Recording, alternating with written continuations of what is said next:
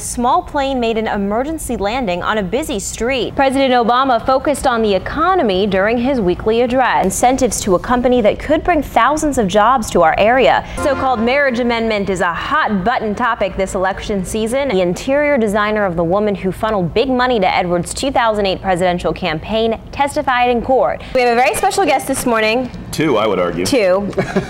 Well, we have one that's more important.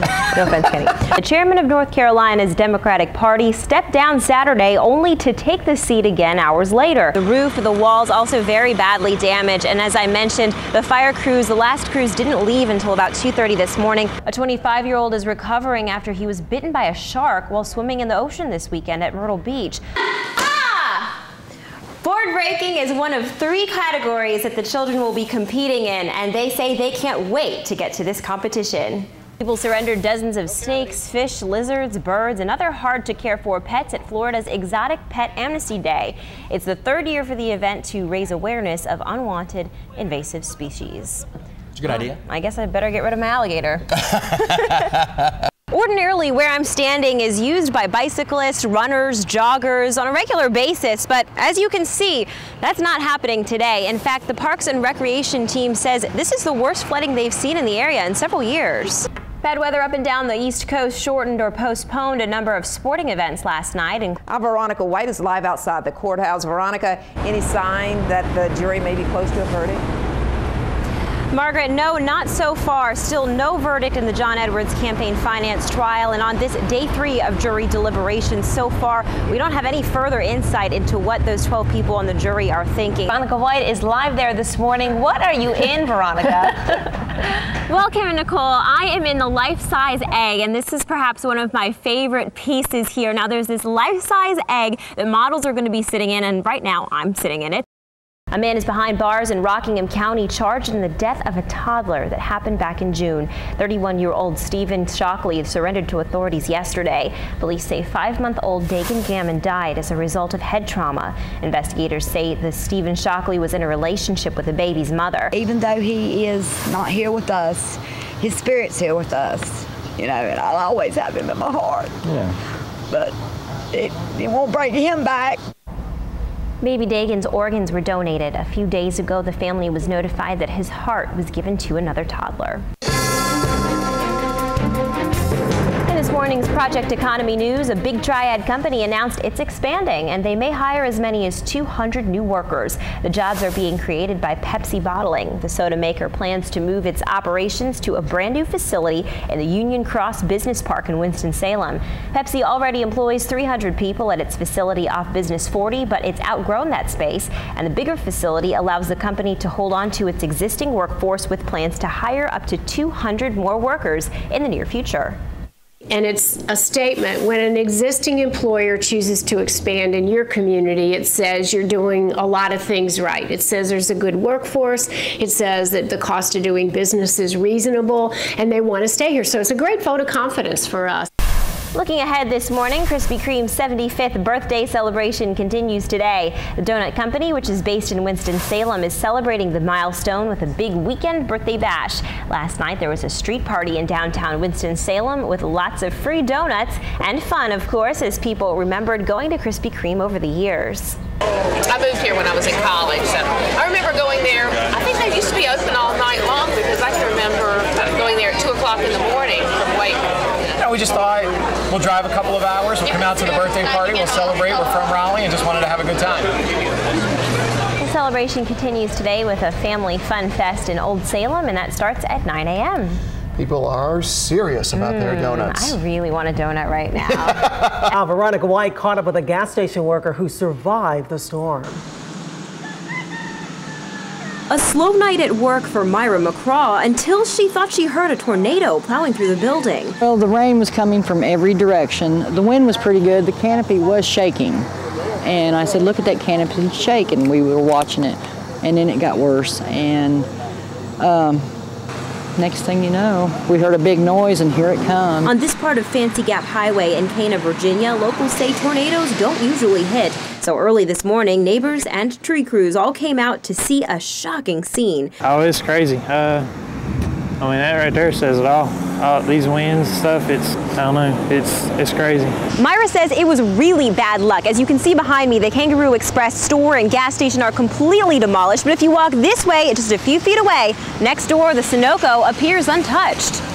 And Myra is thankful to be alive. One half of her body was trapped under the roof when it collapsed. Next thing you know, here come a power man. I don't know what his name was or who he was, and he come and pulled it off of me and got me out. A first responder took her and the 2 customers who were in the building to the hospital, and except for sore muscles, all of them are okay. Myra says she was mostly scared of getting electrocuted and wants to thank her rescuer. And thank you for being so brave to come in there, because the electricity had not turned off. It was still live because all the registers were still up and running, and he was brave enough to come on in.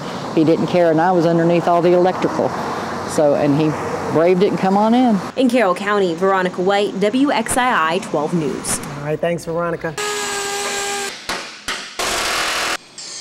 Local entrepreneur Elliot Wood didn't start out painting cars, but now it's what he does best. It's expanding my knowledge, and it's helping my personal life, and it's great. Business wasn't so good for Elliot, who started a company that resurfaces bathtubs and countertops.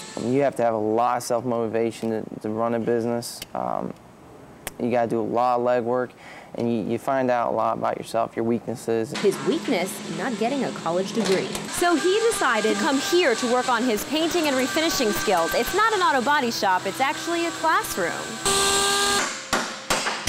Interest in the collision repair and refinishing technology program at Randolph Community College has gone up, as it offers for the first time a 2-year instead of 1-year program and an associate's degree, giving students hope in a tough job market. Graduates who start work in an auto body shop earn on average $10 to $15 per hour, and of those who seek this as their profession, about 90% finish the course and get jobs. It's getting more advanced as far as chemicals, EPA is getting in. They've changed EPA law, so it's getting stricter on spraying chemicals and things like that. So somebody with a education and even a degree knows up front what they're looking for in a body shop. Elliot says with his new skills, he hopes to find work at a body shop and maintain his business part-time. In Asheboro, Veronica White, WXII 12 News. I was trying to see if those ghost stories were real, so let's take a look. Okay, we just pulled up to the house. It's a little after 2 a.m. It looks really creepy. It could also be because it's very dark out, so let's see what we can find in here.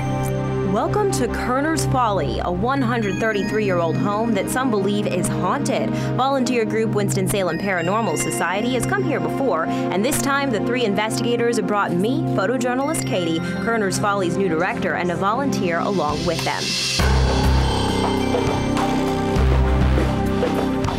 Our equipment includes infrared cameras, voice recorders, flashlights, and what experts say attracts spirits most.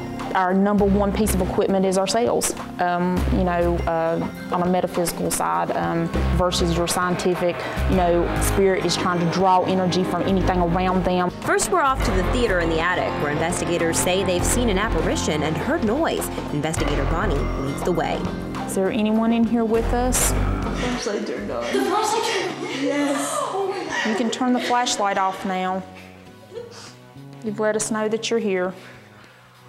Meanwhile, investigator Tanya watches the video. She sees an orb of light around that time. The flashlight turned on and off once more without anyone touching it, and our shocked group went to the next room, which had the most activity. If there is more than one person in this room with us, please turn off that light.